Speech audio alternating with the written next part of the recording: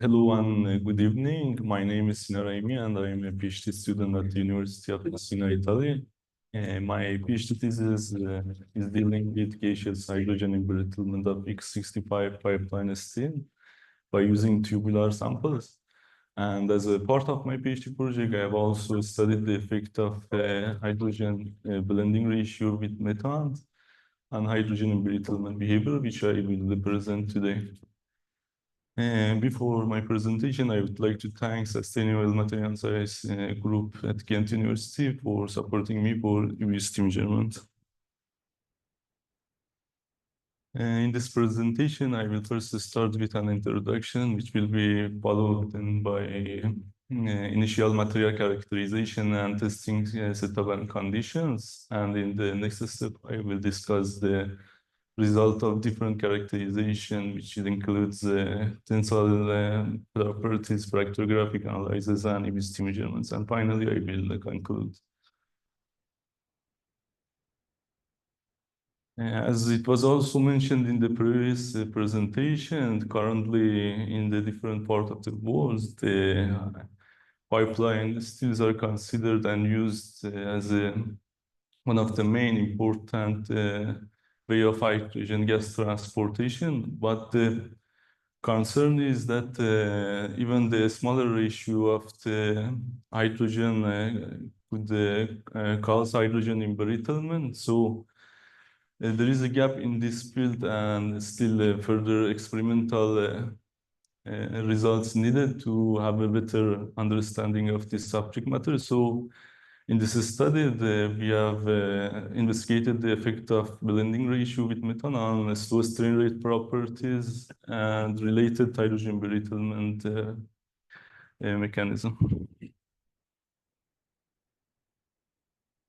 And the material used here is a seamless API fiber to X65Q pipeline steels with the nominal chemical composition, which is written here. The main alloying element is manganese, and the second alloying manganese are copper, chromium, and nickel, molybdenum, which have the equal percentage. And the microstructure of the alloy is mainly composed of acicular ferrite and granular bainite. For charging the samples, we expose the samples to different ratios of the hydrogen by using the tubular samples in situ during the loading. The blending ratios which were used were 10%, 15%, 100%. Also, another condition with 100% of the nitrogen at 10 megapascal was done for as a reference to compare the results. All the tests were carried out at the strain of 10 to the minus 6. As it can be seen from the stress strain curves and also the reduction of area and elongation values, the addition of the 10% and 15% of the hydrogen to methane only caused a slight decrease in elongation and reduction of area values. But after addition of 100% of the hydrogen in 10 megapascal, a significant decrease in values of the elongation and reduction of area can be observed, which is indication of a very high sensitivity of to hydrogen embrittlement in this testing condition. General features of the fracture surface is shown here by using OM image. At this low magnification, there's no specific difference can be distinguished between the fracture surface of the 10% and 100% nitrogen, and both of them showing a dull surface. But increasing the blending ratio to 15% caused a mixed surface of shiny and dull zone, and which is surrounded by a shear lip area. By increasing to 100% blending ratio, mainly converted the fracture surface to a shiny surface with a narrow shear lip. And we have also obtained the cross-sectional OM image in the longitudinal direction to show also the crack paths and also secondary cracks. As it can be seen for the nitrogen sample, no secondary crack here can be seen, but there are some micro voids below the surface fracture, and the shape of the fracture surface is like cup. But after addition of the hydrogen for all blending ratios, the secondary cracks can be observed on the internal edge of the tubular samples. There are more secondary cracks for the 10%, and the number of cracks decrease with increasing the blending ratio, and also the direction of the crack became perpendicular to the normal load in the 100%. Also, if we look at the main fracture crack, which is resulted to the fracture, we see that for the 10% there is two shear paths, but increasing to 15% added another extra region of which is almost direct, and it's almost normal to the tensile load. And for the 100%, almost the crack propagated almost directly and normal to the crack, and there is only narrow shear lip.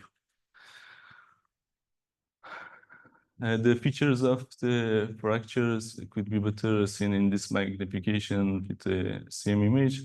As it is expected for the nitrogen, there are only small and big dimples. Increasing to 10% and 50% cause two different regions. The internal region composed of dimples, shear, and secondary crack for this 2%. But the second region, which is close to external part, has different features. For the 10%, there are dimples with shear areas, but for the 15%, the quasi-cleavage appeared on the surface with some secondary crack. And for 100%, almost the majority of surface is composed of the quasi-cleavage, and there is only a narrow shear lip which is related to final overload fracture. And it is also with the IQ and IPF map of the secondary crack in the longitudinal cross-section. The decrement of the plastic flow around the crack tip could be better observed, and all the blended samples showing the less plastic deformation plasticity around the crack. And this plastic flow decrement increasing with increasing the blending ratio. With these cam maps of the secondary crack, better we can visualize this plasticity distribution around the crack tips, as it can be seen the misorientations distributed uniformly everywhere for nitrogen samples, and the value is higher. But with increasing the blending ratio, seems that the cam value decreased, and for the 100% blending ratio, showing the lowest cam value. For 10% and 15% ratios, the cam values are almost very close and comparable. We have also calculated the GND densities. The trend is similar to the cam value. 100% showing the lowest GND density, and nitrogen showing the highest. And for the 10% and 50%, the values are comparable. Finally, it can be said, it can be concluded that for addition of 10% and 15% of hydrogen to methane only caused a slight hydrogen embrittlement, which was reduced from the reduction in the elongation and reduction of area. And in those conditions, 10% and 15%, the cracks initiated from the internal surface of tubular samples, and many secondary cracks could be observed on the cross-sectional image. For the most significant hydrogen embrittlement was detected for the 100%, which was found based on the lowest values in the elongation and reduction of area. The appearance of the brittle fracture features on the same image only could be detected for the 15% and 100% samples, but for the 10% we couldn't find. IPF and IQ maps helps us to visualize the significant and increasing effect of the hydrogen on reducing the plastic flow around the crack tips for all the blended samples. And also the CAM and GND density values were lower for all the blended samples compared to the nitrogen.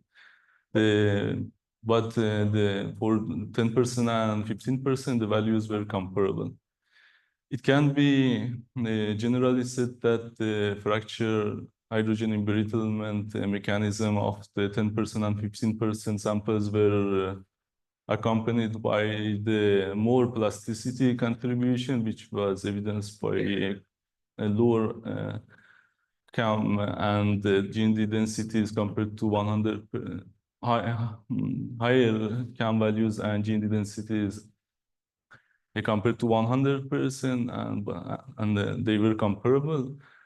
But for the 100% hydrogen, it can be said that the fracture was mainly due to the heat dominant mechanism, which was obvious from the both fracture surfaces and also the lowest CAM and GND density values. Thank you.